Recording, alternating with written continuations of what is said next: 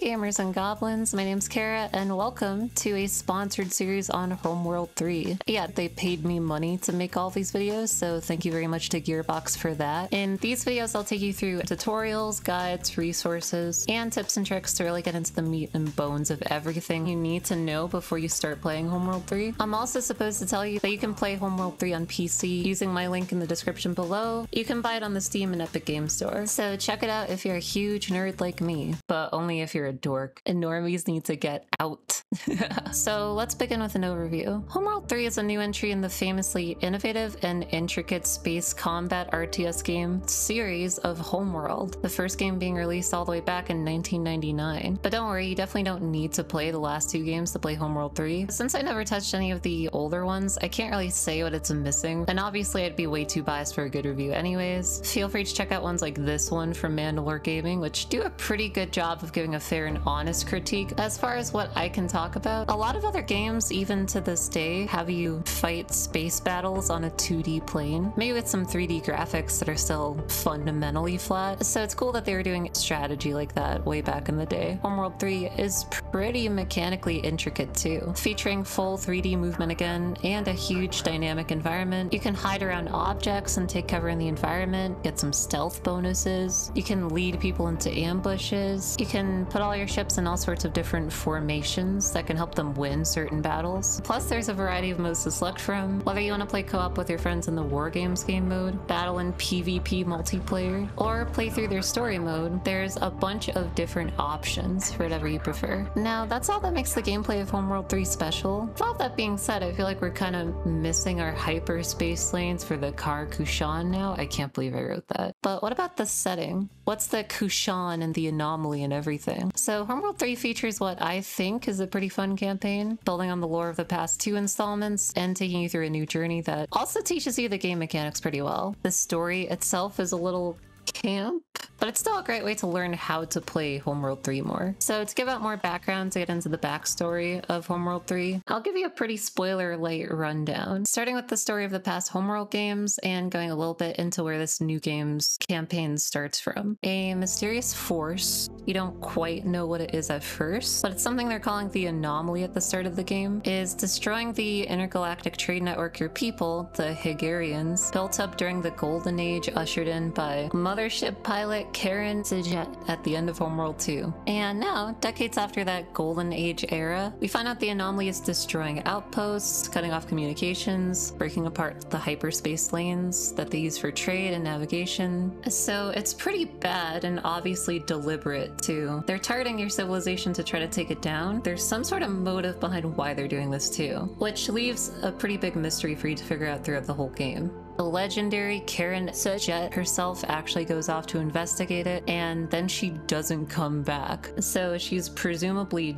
dead. In Homeworld 3, you play as Imogen Sijet, her granddaughter, and you're kind of this awkward genius protege who's avenging Cara by also leading a mothership into the anomaly and trying to figure out what's going on. You later find out they call themselves the Incarnate, and there's a lot of character-driven plot around their motives that I shouldn't really get into for this quick overview, but they are led by this girl that I love a lot. Her character design is so my type. Oh, and you pilot the ship by being plugged into it like you're in the Matrix. That's the premise of the whole campaign and sort of backstory of Homeworld 3 summarized just for now. If you're interested in hearing more spoilers of the campaign, it's another one of the videos in this playlist. Go check it out if you want to. First, we're going to go through the settings really quick, and then we're going to play the tutorial together. There's some things to know about the settings that might help you have the best experience possible in Homeworld 3. If you're new to the game, you might not even know what all of these mean, which I sure didn't. First up, we have video settings. Pretty self-explanatory for anybody who plays PC games. I guess just take a look through here if you want to turn on things like VSync or put it in windowed mode or anything like that. Next up, in image options, I personally like to turn off motion blur and HDR and turn up gamma. I don't use the NVIDIA or AMD image upscaling stuff, but if you do, you can play with it here. Then you can do things like run a benchmark and turn on ray tracing, along with changing the settings for individual parts of Homeworld 3's graphics engine. This game's mostly CPU heavy, but if some parts of the game are hard to render, like the nebulas or textures for your graphics card or whatever, play around with the settings. I feel like audio is really self-explanatory, just adjust it to however you want. The experience presets are great if you're a player coming from the original games versus if you're a player who's just starting like me, who's more familiar with other RTS games. I basically just set my controls to modern and tweak a few things from there. In the game options, there's some interesting ones too. Here's all of my settings. You can read through them yourself to understand better too. One option that a lot of other people probably want to turn off is N-Lips. Non-linear inverse perspective scaling. It basically makes small ships way bigger than they should be when you're zoomed out, so you can actually click on them. Which is just a preference thing. Some people hate it, but I find it useful and I have it set on the lowest setting. The movement disc applies to this specific movement mode. It's really useful for getting you into specific places in 3D space, whatever sort of nooks and crannies you want to get into. How sensitive it is up to you. I just leave it at default. You can make the movement disc be the default every time you move somewhere, but most of the time I just click to move normally. Here's my settings for the camera stuff. Again, very up to preference. You might want to turn off the camera shake or invert the default camera controls or whatever. Using my WASD keys felt super sensitive to me, so I slowed it down a bit, also to get better footage. But you can put it wherever if you want to. It's really all just preference. Like, there's so many options that are legit just whatever feels best for you. A lot of people might want to change the HUD scaling in the user interface or whatever around here if you don't want it to take up so much of the screen. As far as input bindings go, I'd recommend messing with it more while going through the in-game tutorial so you can feel out the controls and see what you like. I basically just changed my game pause button to be space and to flip it with the sensors manager view by default. And then everything else I just left on default. Accessibility has some options here if you want subtitles or not. Or if you want to do things like add contrast, make it easier to double click or select, or change the colors for self versus allied versus hostile, or change the colors for units if you want to make it easier to see or if you're colorblind or anything. And then you can change the language here and go through the onboarding when you first start the game here too. And that's the settings. You can mess with them whenever you feel like something would fit you better. Now let's get started with the in-game tutorial. I feel like it helped me get the controls as a first-time player. It's really basic. It starts by asking you to move your camera around, up and down. Get used to navigating around a 3D ship space with your mouse, with the zooming, things like that. Then it gives you some info about how to read the sensors view and the nav ball down here.